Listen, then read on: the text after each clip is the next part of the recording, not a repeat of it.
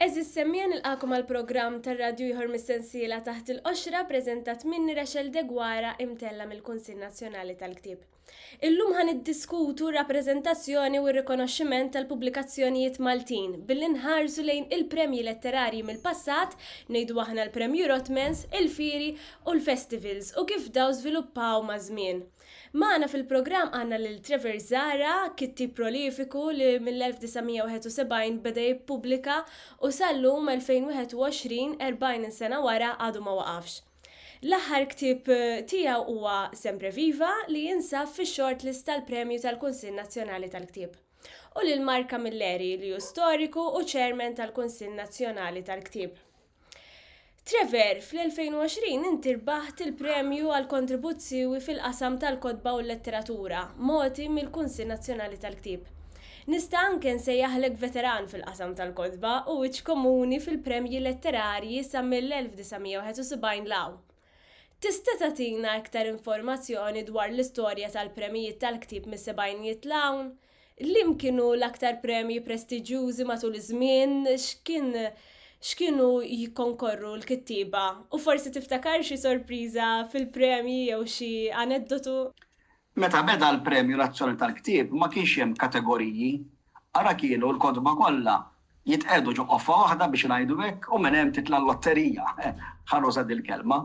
Ma jfissirx li ma kienx ikun hemm impenn u serjetà, kien ikun hemm, imma fl-istess kien hemm din il-problema illi inti għandek ktib ta' poeżija qed jikkompeti ma' romanz. Għandek ktib ta' tfal qed jikkompeti ma' ktib ta' riċerka. Ifri immaġina din, kien min ma nistax nifhem il-ġurija kif kienu jsubu tarf. Allora dik kienet dejjem problematika. Kodba ma kienux tul ħafna, ngħidu kollox sewwa, ġifri fl-istess ħin ma kienx ikun hemm il-mijiet ta' kodba illi għaw illum. Forsi kienu ikun hemm 50 ktieb, forsi 30 ktieb, ma kienx ikun hemm ħafna iktar minn hekk.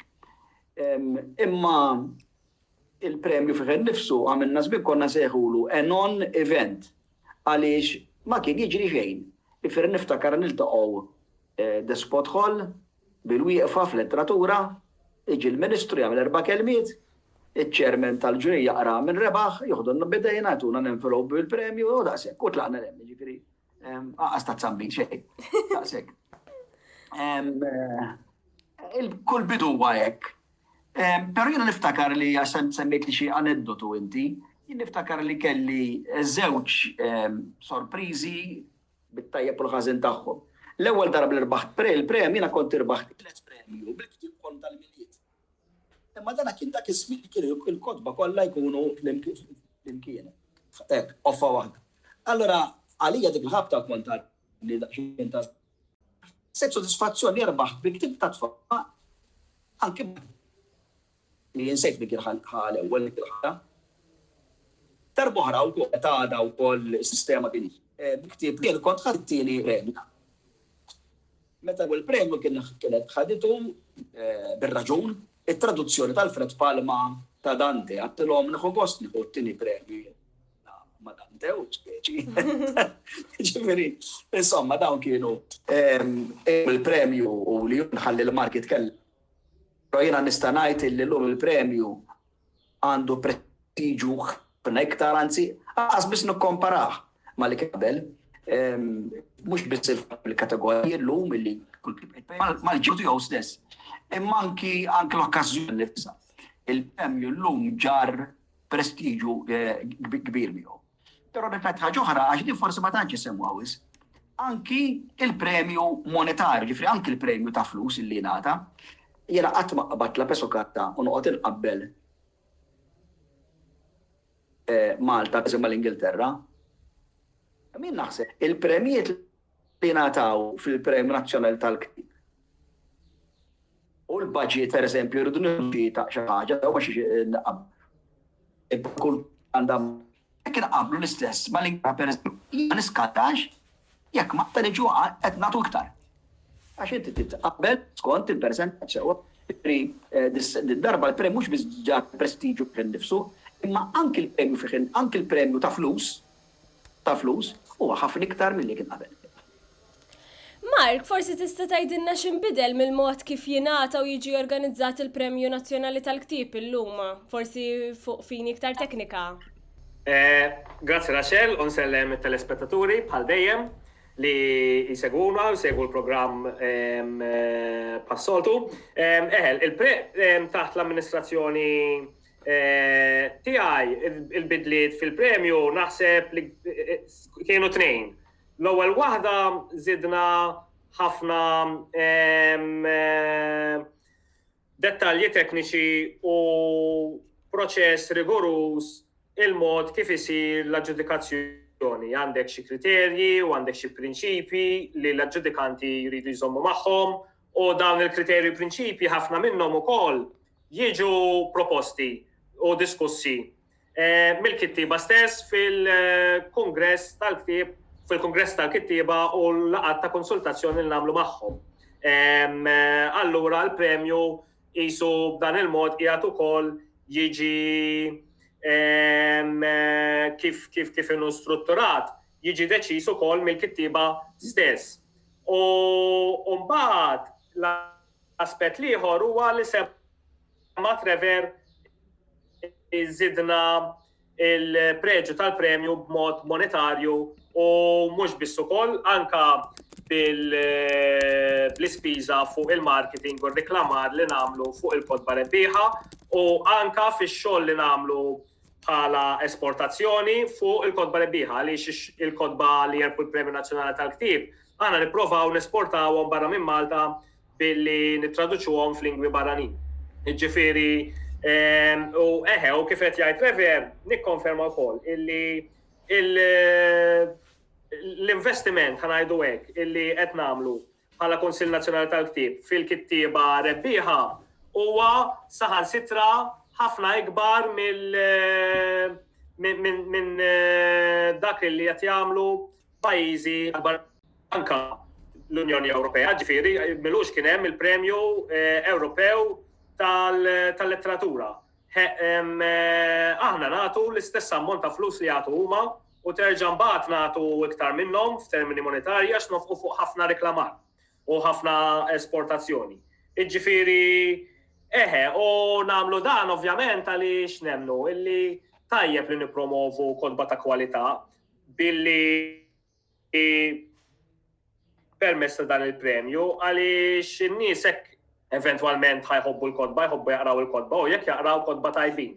Issa ovvjament hija dejjem relattiva li ma ktieb huwa tajjeb u li ma huwa ktieb huwa mhuwiex tajjeb, ġifieri qatt m'hemm konċetti u prinċipji assoluti, ġifieri din mhix xi xjenza jew matematika, hija xi ħaġa astratta ħafna, imma tista' toqrob viċin u tista' toħloq kriterji u strutturi li b'xi mod jew ieħor tiġi viċin lejn dak il-ġudizzju li tajt dan huwa l-aħjar ktieb tis-sena u tippromovih u tispera li n-nies jaqraw u jkunu interessati fil-kodba u tiċċelebra l-kittieb, tiċċelebra l-pubblikatur illi jagħmlu ħafna xogħol, hija arti, hija sena illi tagħmel ktieb u li tikteb ktieb.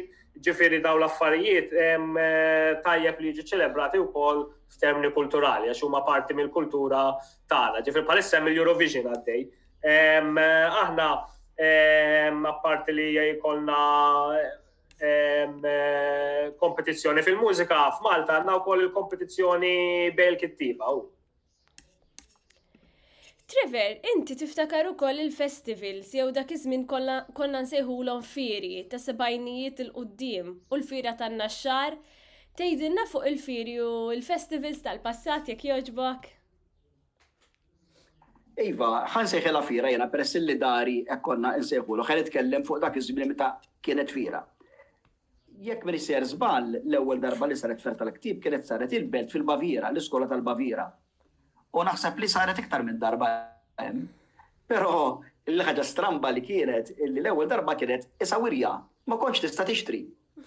Jiġifieri kont tmur hemmhekk tara kodba toqgħod tqallibhom, jien naf noqgħod nara li kelli jiena ma tistax idduq xejn, ma nista' nikol xejn jiena. Ma nistax nixtri xi ħaġa biex noqgħod ad-darħa nikolha le, noqgħod nara li kien noqgħod niċċenna biss. Insomma, il-bidu kien hekk. Kienet naturalment żejra ħafna din, ġifieri minna li kienet taħt il-loġo ċek tal-madwar il-bitħa tal-Baviera hekk u nwejjed ġifieri qishom bħal tas-suq armad. Insomma, bidu kollu, f'kollox ikun hekk sewwa, bidu. kull ħaġa. Imma kien hemm tgergija għax kienu il-pubbliku mill-ewwel beda gerger minn Nadina jiena mmur nara ktieb u nixtrih. U anke l-istess pubblikaturi wkoll l-esibituri qed jagħmlu dak l-isforz kollu, dak l-organizzazzjoni kollha biex imbagħad ma jieħdu minna xejn. Orrajt forsi pubbliċità, imma l-ftira skola tajba ngħidu aħna u n-nies hekk jagħmlu jaraw ktieb dak il-ħin jixtruh jekk jgħaddi l-burdata tiegħu u mbagħad jibirdu daqshekk. Insomma, bil-mod il-fiera però bdiet tiżdied. Ta' minn ngħidu wkoll li kienet issir ukoll il-fiera tal-Progress Press ukoll li kienet popolari ħafna li kienet issir fil-sala tal-Feniċja. U għamlet żmien kienet popolari ngħidlek kważi iktar mill-fiera tal-Istat. Ovvjament, kodba bil-Malti ma kienx ukoll hemm ħafna x'kienu kollha kodba aktar xilli kienu importati sewwa. Imma kienet popolarissima wkoll din. Kien hemm żmien ukoll meta l-fiera telgħet in-naxxar. Skuża, naxxar u kien anke ta' qali. Jiena ngħid il-verità ma dina ħan nitkellem daqs issa fuq dak personali. Hemmhekk kont nara sparpaljata ħafna jiena għamel żmien kien waqt li hemm il-fiera tal-Kodba naħ oħra mill-fiera tal-Asafar, il-gwirja tal-Asafar, u jispiċċa ħafna nies ta' parsiġu għal-Kodba mbagħad imorru għal tal-Asafar u għaddi joktib. Ma kontx nara hemmhekk, ma kontx nara posta. Fil-fatt taw tippermettuli ngħidha ftit din illi dis-sena jiena ħadd diżappuntajt ruħ immens meta sirt naf li l-fiera ma tistax issir, il-festival ma jistax isir fid-dar ta' Mediterran kif isir qabel, għal raġunijiet li forsi issa jista' jitkellem fuqhom Mark għax jafhom iktar minni. Għaliex donnu ċerti okkażjonijiet ikunu marbutin ma' post. U donnu meta ma jibqgħux hemmhekk, ma nafx jiena. Pereżempju niftakar għamel żmien meta kien isir il-Jazz Festival kien isir Talis, meta kien iċċaqlaq minn hemm għal xi żmien jitlef il-fashionu tiegħu għax donnu jintrabat ma' post. Din hija ħaġa forsi psikoloġika ta' wkoll. Imma jekk meta tkellimt fuq il-premju ftit ilu jiena qed kif inbidel maż-żmien u nbidel għall-aħjar u naħseb anke l-Festival tal-Ktieb, naħseb inbidel għall-aħjar ukoll. Qed ikun hemm iktar partiċipazzjoni kemm mill-pubblikaturi kif ukoll mill-pubbliku. Anke l-fatt li ġew inkoraġġiti ħafna id-djar tal-pubblikazzjonijiet lokali. Ġifieri mhux dawk li importaw il-Kodba, ġifieri sempliċement importatur, imma dawk li qed jagħmlu dan l-isforz biex jippubblikaw ktieb prodott lokali. U dawn naħseb illi ġew rikonoxxuti b'mod prestiġjuż ħafna fil-fiera fil-Festival ta' Ktieb. Issa nittamaw li din is-sena se jsir jien sinċerament għaddi ma nafx eżattament, nittamaw imma illi jekk ħassir xi bidla għall-inqas il-bidla dejjem iġġib l-iskossi magħha forsi, kull bidla jiġri. Imma nittamaw li din il-bidla għall-inqas ma ġġib skossi korħwis. Anzi forsi, ma nafx, forsi illi il-qoddim ngħidu forsi għall-aħjar, ma nafx. Issa Mark forsi illuminana iktar fuq dil ħaġa. Mark, jiena li nixtieq nistaqsik għaliex jiena niftakrek tinħaraq meta l-festival insejħulu fiera biżball dejjem rid tagħti ċerta importanza lejn l-interazzjoni bejn il-kidba u l-komunità. Għalhekk il-beħ tal-kodba huwa importanti ħafna għalik li persuna tiġi u jkollha esperjenza mal-kodba hija essenzjali biex ikollna kultura ta' apprezzament lejn il-qari u l-kidba. X'kienet il-qabża li għamilt meta ħadd il-kunsil fidejk meta nsemmu l-festival? Għaliex bdilt il-kunċett minn fiera għal-festival? X'differenza tara bejn dawn it-tnejn? Il-fiera nbidlet u nbidlet ħafna u ma' diversi kittu l-istorja tagħha. U aħna li għamilna kien pratikament għamilna rebranding tal-fiera għaliex meta tħallna fil-kunsil fl-2013 aħna il-fiera, il-sales kienu bdew jonsu sena wara sena u kellna bżonn nbidlu din it-trend. Il-problema kienet li n-nies maċ fadallhom il-bżonn ta' post fiżiku biex jixxu l-kodba għax illum tista' jixxi l-kodba online. Allura inti m'għandekx għalfejn toqgħod mur ġo post jew ġo ħanut biex tixxi ktieb, tista' tixxih bil-kumdità ma' darek. Biex tħajjar in-nies imorru x'imkienu jixxu l-kodba trid tħajjarhom b'affarijiet oħra. B'attivitajiet kulturali relatati mal-kodba, attivitajiet artistiċi, teatru, mużika wkoll. U anka l-ambjent soċjali u l-element soċjali li n-nies jħobbu ħafna wkoll. Pratikament aħna li għamilna permezz tal-festival u permezz ta' affarijiet oħra l-Kunsill Nazzjonali tal-Ktieb, daħħalna ħafna il-kunċett tal-events fl-industrija u bbażajna ħafna fuq l-events għal-beħ tal-kodba u morna tajjeb bi għad il-ħaġa u għalhekk il-festival mar tajjeb għax il-festival huwa post mhux biss fejn tixtri kodba ma post fejn gost u tiltaqa' man-nies, tisma' xi talk interessanti, tara xi guest barrani interessanti u tuħu gost u kif tkun hemm tixtri kodba. L-MCC huwa post sabiħ ħafna, aħna sena wara sena l-MCC dejjem żidna l-ispazju l-MCC għax dejjem żdiedu n-nies. Dejjem baqgħu jiżdiedu n-nies sakemm bdejna nikru l-MCC kollu mill-2019. U mbagħad dik is-sena stess wara l-festival spiċċa għallulna mis-sena d-dieħla ma tistgħux tkomplu tikru Republic Hall.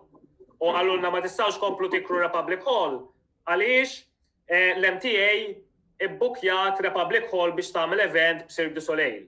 U l-MTA qed ħallas iktar minna, u allura bażikament l-MCC jippreferu li joffru s-sala lilhom milli-lilna. Din aħna qatt ma stajna naċċettawha għal fatt illi l-għan tagħna huwa li il-festival sena wara sena n-nies dejjem jiżdiedu.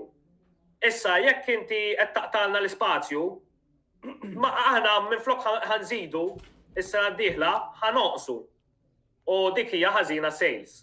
Kellna l-pandemija, allura l-events waqfu, peress li l-events waqfu il-beħ kellu jsir kollu online, kollu kemm hu, illi ovvjament hija iktar challenging għax tkun qed tikkompeti ma' ħafna prodotti oħrajn online. Ara events, bħala events għandek inqas kompetizzjoni. Allura di kienet sa tkun daqqa kbira l-industrija illi jekk nagħmlu l-festival l-MCC u ma jkollniex Republic Hall għax ma nkunux nistgħu nagħmlu shows fil-weekend, ma nkunux nistgħu nagħmlu teatru u ma jiġux il-folol tan-nies biex jiġu jaraw din il-shows. Allura ħankunu qed niċċaqalqu barra mill-MCC u ħankunu qed immorru l-MFCC ta' għali hija deċiżjoni ta' dispjaċir ukoll għaliex l-MCC huwa post sabiħ, jien nista' ngħid konfidenza kbira illi imkien fid-dinja ma jiġi organizzat festival estetikament sabiħ skemm konna norganizzaw ħafna l-MCC. U jiena mort festivals il-kontinenti kollha tad-dinja. U l-ikbar festivals tad-dinja kollha morthom jiena.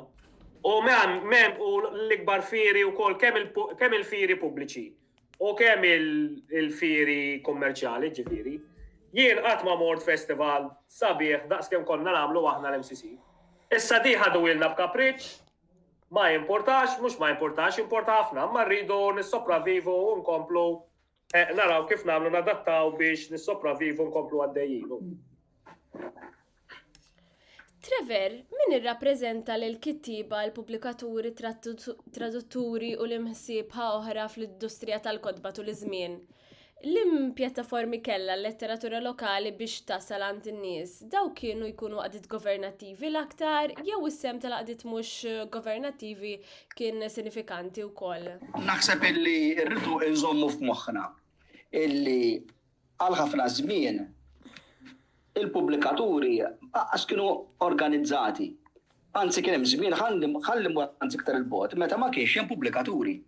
Firri qed ngħid illi dak iż-żmien meta min irid jikteb jippubblika ktieb, kien irid idaħħallu fil-but u jiffinanzjaħu.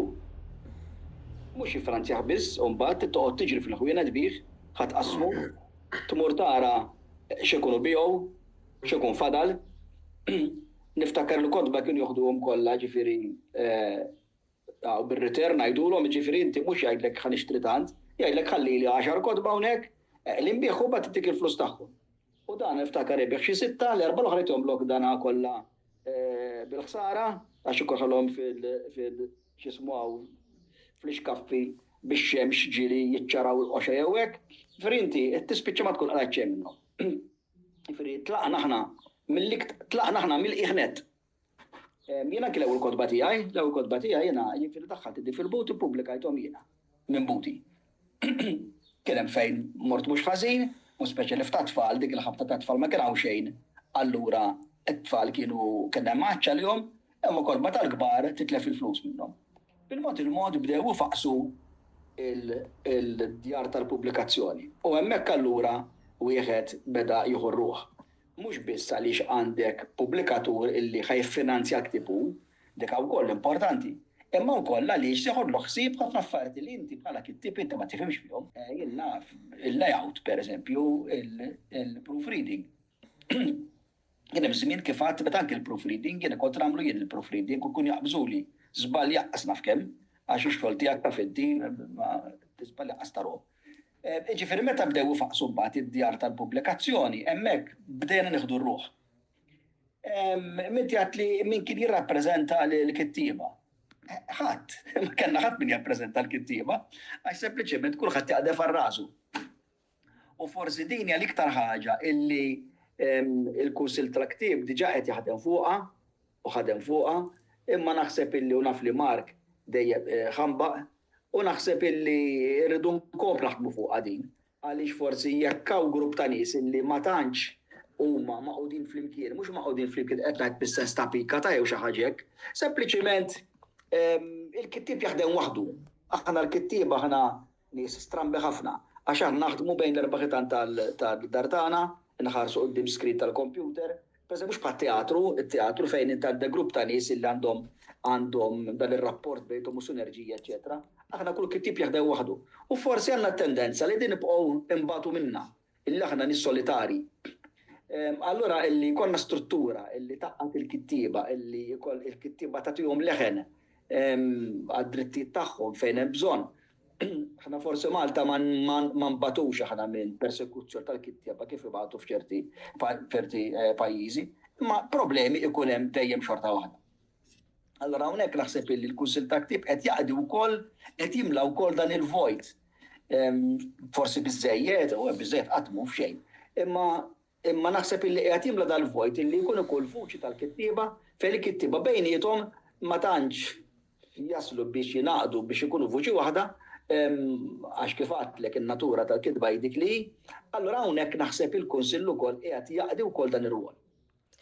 Fil-qalba ta' dan kollu, eżatt Trevor, hemm il-kittieba, tradutturi, l-edituri u l-illustraturi apparti l-qarrej li huma msieħba importanti fl-industrija tal-kodba. Daw jiltaqgħu flimkien, ikollhom ċans jiddiskutu ma' xulxin, hemm mekkaniżmu li jlaqqahom flimkien. Jieħu ħsieb daw l-affarijiet il-Kunsill Nazzjonali tal-Ktieb, Mark?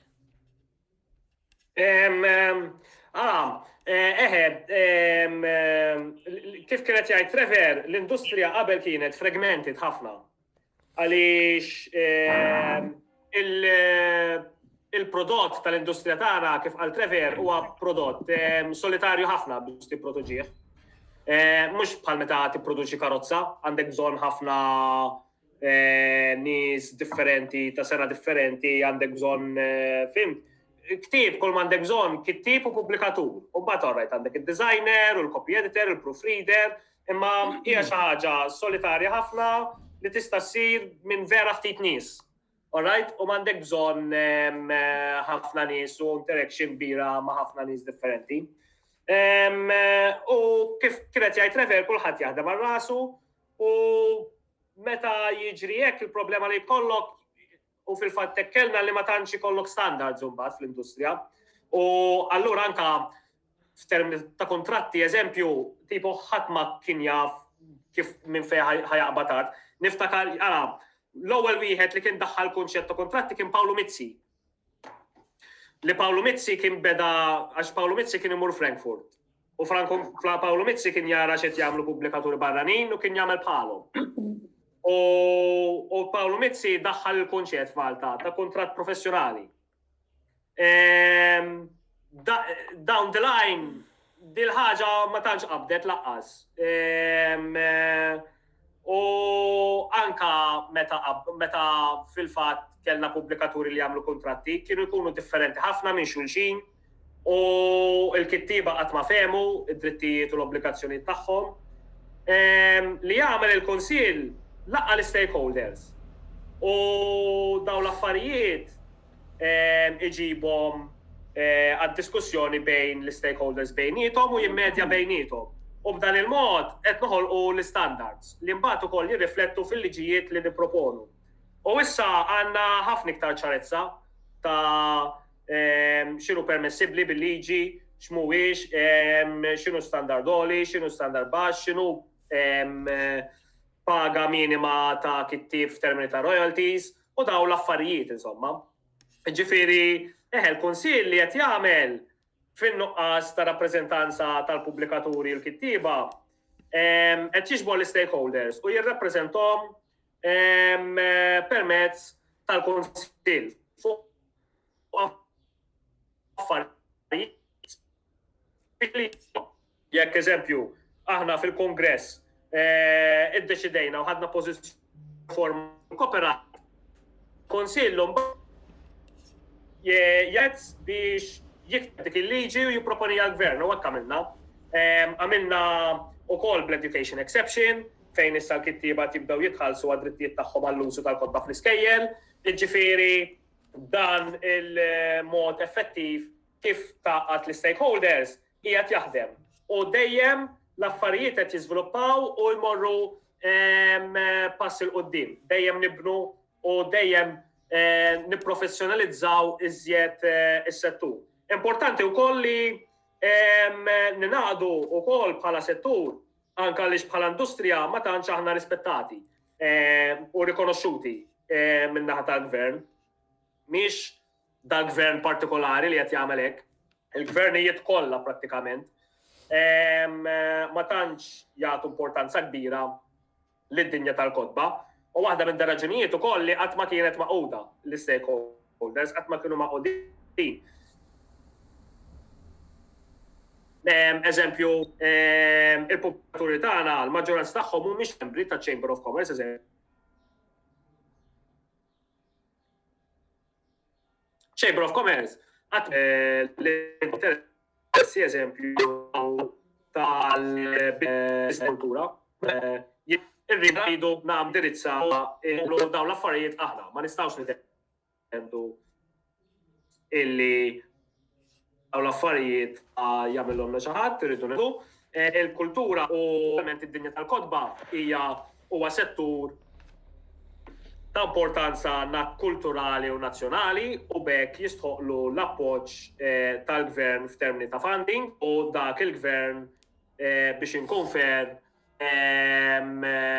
taħt l-aħħar gvernijiet li kellna mid-2013 l-ammont ta' funding kien kbir, ġifieri li ngħatajna mill-gvern u dik hija tajba ħafna. Imma mbagħad f'termini ta' sistematiku fil-gvern eżempju fuq di l-problema li kellna bil-festival eżempju, dak għadu nieqes ħafna. U iktar kemm il-kittiba l-pubblikaturi ninaqdu u iktar kemm il-Kunsill li kollu din is-saħħa morali, iktar nkunu nistgħu nikkonvinċu l-gvern tal-importanza illi jilleġisla u jappoġġja l-industrija tagħna permezz tal-Kunsill Nazzjonali tal-Ktib. Trevor, il-Kunsill Nazzjonali tal-Ktib qed jipproponi abbozz sabiex ikun hemm elezzjoni demokratika għal kap eżekuttiv u l-bord tal-Kunsill. X'inhi l-opinjoni tiegħek dwar din l-idea? Tħoss li tagħmel ġid lill-industrija tal-kodba kieku tiġi attwatta u kif tista' tidwi fuq entitajiet oħra, speċjalment dawk kulturali? Dana kien suġġerimenti li narah li kien koraġġuż ħafna u li jagħmel ukoll ħafna sens. Għaliex id-demokrazija naħseb hekk titlob jiena illi jekk hemm il-darba ħadpoġġi persuna li hija responsabbli minn ċerta settur u din persuna għandha f'idea it-tmum tal-bastiment, naħseb li din persuna għandha jkoll l-appoġġ tal-maġġoranza tal-stakeholders kollha kemm huma. U naħseb li din tagħmel ħafna ġid għaliex wara kollox f'kull pass li nagħmlu, f'kull kumitat, f'kull kunsill u x'inhu, irid jaħdem qabel kollox bil-fiduċja. Jekk jiena persuna m'għandix fiduċja fiha, jiena ma nistax nagħti isem ġenwin. Is-sem tiegħi se jkun sfurzat jew mqanżaħ u nispiċċa forsi nitlef l-interess. Imma meta jkolli persuni li għandi l-interess fihom, allura hemmhekk ix-xogħol se jkun ħafna aħjar. U x'hemm aħjar biex ikollok il-fiduċja fihom milli tkun appuntajthom inti stess. Jew tkun tajt semek. Issa orrejt, id-demokrazija timxi fuq il-maġġoranza f'kull ħaġa li nagħmlu.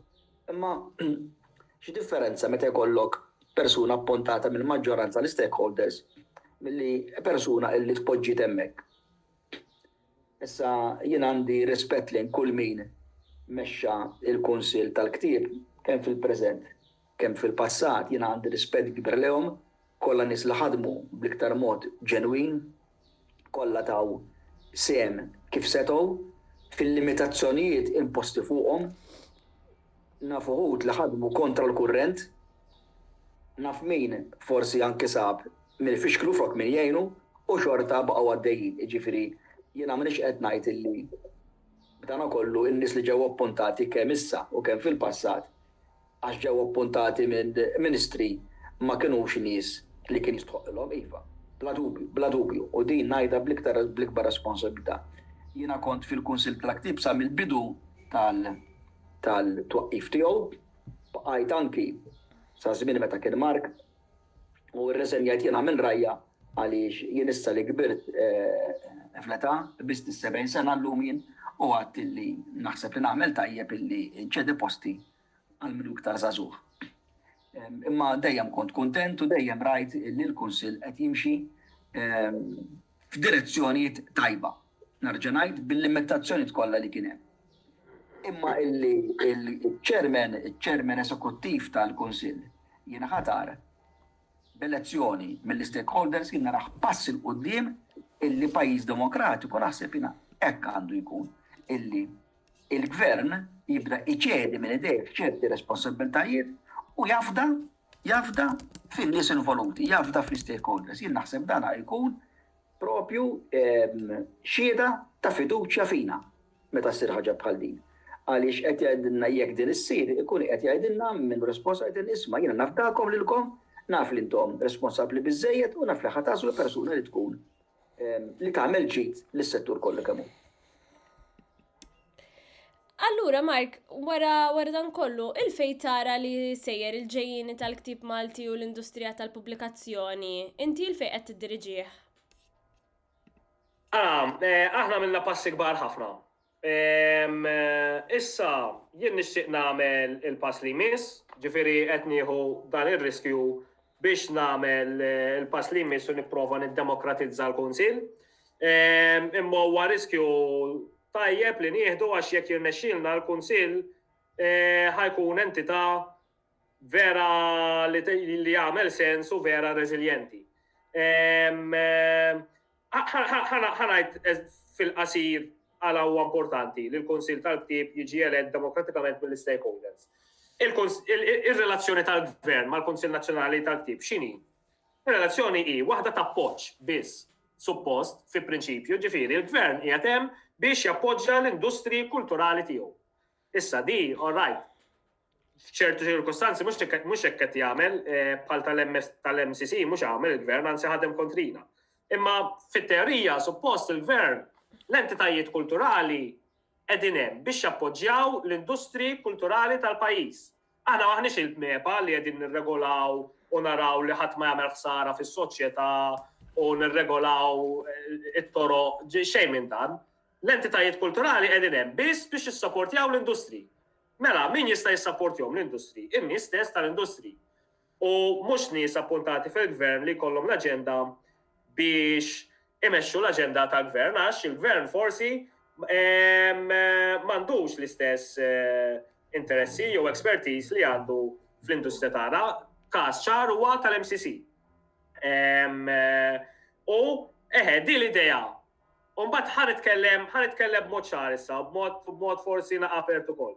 Di l-idea li l-entitajiet kulturali jridu jintużaw mill-ministri biex jieħdu l-political mileage trid tinqata'. All right? Il-ministri u l-Gvern iridu jissapportjaw l-entitajiet kulturali, l-industrija lokali għax hekk huwa tajjeb u hekk hemm bżonn isir. U mhux biex naraw kif ħanamlu press conference, nieħdu naqa' ritratti u nuru kemm aħna bravi u qed nagħmlu ħafna affarijiet. Iwa, dawk isiru kemm iridu. Imma l-ewwel interess U l-ewwel għan huwa biex il-gvern jissapporti dawn l-industri. U mhux biex naraw kif ħanamlu ħanieħdu political mileage, ħalli naraw li nużaw l-entitajiet għall-interessi tal-politiċi. L-entitajiet kulturali jridu jintużaw għall-interessi tal-industri kulturali u dak qed nipprova nagħmel. Grazzi ħafna lilkom Trevor u Mark tal-li aċċettajtu li tagħmlu din l-intervista. U grazzi l-semmija tal-li tawna widen għal programmi ieħor taħt il-qoxra. Inaqdu magħna bħallum ġimgħa. Grazzi. Grazzi lilek, grazzi Trevor. Grazzi ħafna, grazzi.